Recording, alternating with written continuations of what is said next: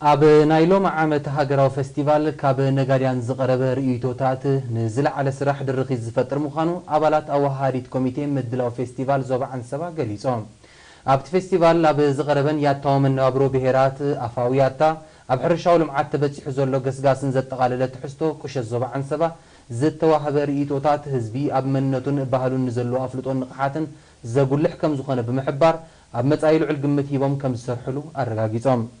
ብፍላይ ንያታዊ መነባብሮን ባህላዊ ምርኢትን ብዝምልከት ንዘቕረብዎ ትሕዝቶ ህዝቢ ብተመስጦ ከም እተኸታተሎ ዝሓበሮ ኣባላት ኣዋሃዲት ኮሚቴ ምድላው ፌስቲቫል ዞባ ዓንሰባ ንዝያደ ዕቤቱን ምዕባልኡን ውሁድ ጻዕሪ ክካየድ ኣዘኻኺሮም።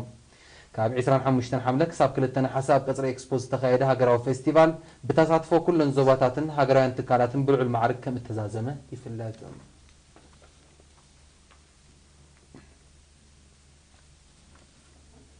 مبل 15 فيستيفال إيرتراوያን ነበርቲ ካናዳ ካብ 1 ክሳብ 3 ነሓሰ ኣብ ከተማ ቶሮንቶ ብውዕዋዕ ሃገራዊ መንፈስን ሓቀኛ ምስሊ ኤርትራውያንን ብዘንጸባርቕ ስኒትን ከም ተኻይደ ካብቲ ቦታ ዝበፅሓና ሓበሬታ ኣመልኪቶም።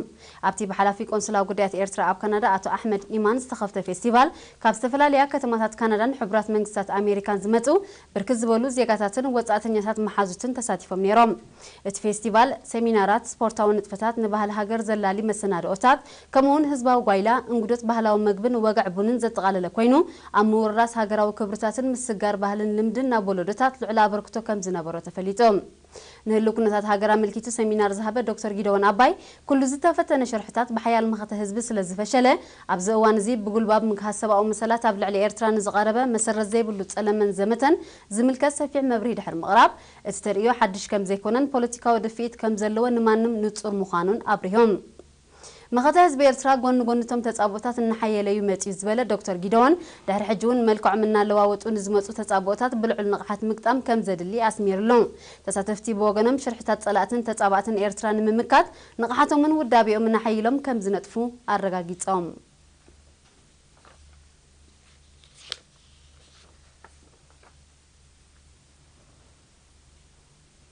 ኤርትራውያን ነበርቲ ለንደን ዓባይ ብሪጣንያ ኣብ ልዕሊ ኤርትራ ዝካየዱ ዘንቀዱ ተጻብኦታት ንምፍሻል ምኸተኦም ብዝለዓለ ከም ዝቕጽሎ ኣረጋጊጾም።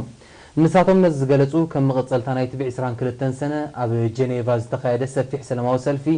ፈንቅል ብዝብል ቴማ ካብ 26 ሰነ ዕለታዊ ኣብ ቅድሚ ቤት ጽሕፈት ቀዳማይ ሚኒስተር ብሪጣንያ ዝካየድ ዘሎ ሰላማዊ ሰልፊ ኣብ ዝቕጽልሉ ዘለው እዋን እዩ።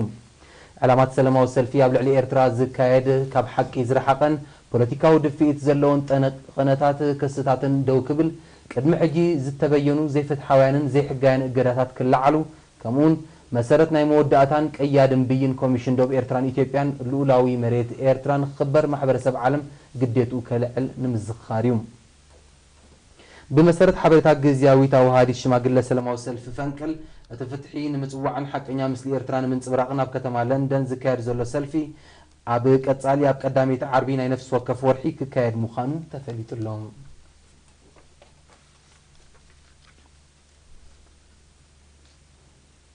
ካብ ሃልካ ዕንጨይትን ምብራስ ኣግራብን ንምድሓን ኣብ 1994 ዝተመስረተ ትካል ኤሪሶክ ካብ ግዜ ናብ ግዜ ደረጃ ምዕባለን ዕቤትን ፍርያቱ ክብና በለ ይመጽእ ከም ዘሎ ይዝግለጽ። እዚ ትካል እዚ ንዝተበገሰሉ ዕላማ ከዕውት እንተኾይኑ ህዝቢ ኣብ ፍርያቱ ጥንቃቐ ከዘውትር የዘኻኽራሎ። ነዚ ብዝምልከት ንዝተዳለወ ጸብጻብ ሳምሶም ሃይለ ከቕርቦ እዩ።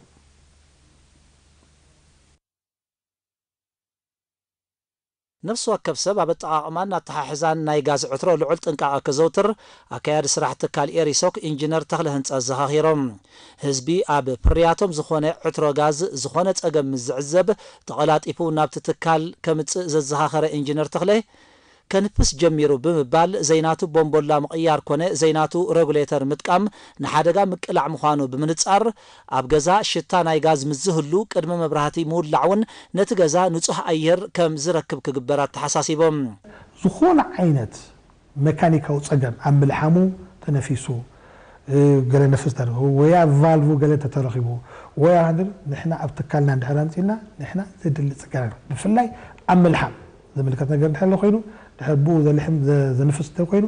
ብነፃ ኣገልግሎት ኢና ንህብ። እንተ ኣብ ቫልቭ ግን ምንፋስ ወይ ገለ እንድሕር ኣሎ ኮይኑ ግን ነቲ ቫልቭ ኣምፂና ፈቲና ዘይከውን እንተኮይኑ ቀይርና نتسلندر تيست غيرنا كم دغنا مالتي تيست غيرنا نتسب لخينا خمسه دغنا ملكت غيرنا تيست زخونلو معلت غيرنا نو مالتي سلازي زخونه سب من هنا ابتنا هنا سلندر فلايني ايروسوك زمركت زيناتو فالف متقام كل فالف هنا فلوتي بتنا هنا فالف زيناتو فالفن زيناتو ريغوليترن متقام ابتلعلي نحنا سلندر نحنا نلبسو كف سلندر حانت ريغوليتر نشيتنا مسعد ما بسلغوت نشيت نقول سب اتي ابلعلي نحنا سلندر استغطمه قال ناي سودان دي وش ناي قال حاجه فالف حزنا هنا ترفوينا حلافنت تي ندشو لك حتتلي مالتي ተጠቀምቲ ዕትሮኦም ጋዝ ኣምሊኦም ክወስዱ ከለዉ 27 ኪሎ ምዃና ከረጋግጹ ዘዘኻኸረ ኢንጂነር ተኽለ መለለይ ቁጽሪ ዕትሮኻን ዝተሰርሓሉ ዓመተ ምህረትን ብግቡእ ምፍላጥን መሓዝን ምዝጠፍእ ኣብ ምርካቡ ቀሊል ከም ዝኸውን ኣረጋጊጾም ሕጂ ምን ተኽፍለጥ ኢልና ኣብዚ ከማ ንገብረሎ ማለና ሕጂ ኣብ ሕውታ ኣብዚ እዚ ቁጽሪ እዚ ነፍስ ወከፍ ሰብ ካብ እንዳ ጋዝ ምስ ወሰዳ ነዛ ሲሊንደር ካብ እንዳ ጋዝ ነዛ ሲሊንደር ምስ ወሰድካያ مسخا نحد خل تور حلا تردياتك نحد خل تور مسخا لا نحد خل تور مسخا ندحر الله خوينا زي اتمزغبا لا قطر زي لا قطر زي نحر مزغبك علته وانت تشمونا ولا علت تسرحت لها عم تبرتنا ولا بقى مسرت ولا نبوليس وين تزملكوا اكل كتحبر تخينا نحنا مجمريا كاب صرحنا كم تعدقت مسكر كن مكان خينا قال اين قدما ابت بوتا تسريعه اللبوتا دا بوليس اندحرش بما بتاعوت خرخوا خوليم بيت جرجس دما اندحرنا بحق تقدسما وزعكل الصباح يل اندحرنا لهم كاين بنفس كف سلندر خرخوا خوليم اينا كهفا لمصي والو كابينا كهفا لترخيبا زله توحلك تحط اتتكال كبغس كله حدا عينت فرنو مدجان عترو غازن طرا يفر منبارو مس غزيان طلبات حزبن جن فرياتو كب مبال ابز اوان زي 4 عينت مدجاه 2 عينت فرنو 4 عينت عترو غازن كالن يقرب كم زلو ابريهم فريات تكالهم باستفلاليا اهغراويان تكالات مالت شيل توتالن اجبن ترايو لعول تقبالنت كم زرخبه بمتقاس دما نزبلص اوصيت كالتن بقعتن ابالات معباي وسانس لزخونه استفلاليا سلطناتات بزيغاتاتن وصاتنياتاتن كيلاتات كم زوها بارديوم ريسك تقبالنتو بفلاي نبombola زملكت قدم حجي ناي توتال شيل كومون عجب تقبلنا ترخيبيو بعجب سيرتيفيكيت علينا منالات ابت مجبرتا غزي مجبرا خنعدل كلنا سماوي حبر نيرو سلندرنا نسوس زحبنا من شن عجب هنا يمنلنا توسخ توتال نزي سلندر زي كابزي نفرنسا وسيدم فتينمو بوقع بخانو ارغاغيصومنا لو شيرن كومو ارغاغيصومنا مالت سي تي نتقاملو عينت ماتيريال نت سلندر بعينته بلوز كم زخونه امسكرنا هنا اكياد تكال ايريسوك انجينر تخله هنصا اب موداتا تكالوم عقمون بقعاتون كاب غزي ناب غزي كب مبال كينوتين وشط هاجر زقرب فريات ناب غرابت هاجرات بملكع سدد كم زقرب حبيروم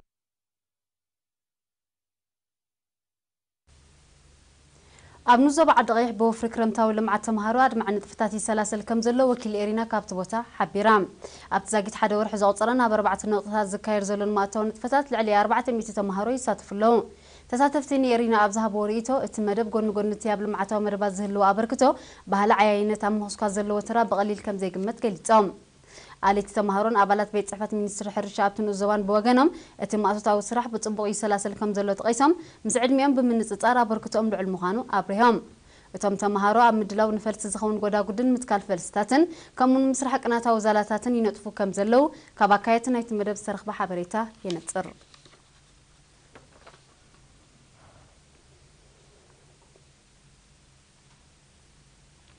أبنو زبا قولج حمام عصون مكل خال جون تي سب مويات عنا زكايد وتعري نقحات حبرة السباب تنكتي حمامن مكل خالو نمعباي صعوقنا قوس نتفتاتي سلاسل كم زلو حلافي هادو تريد كابي آتو معقب استيفانوس قاليزوم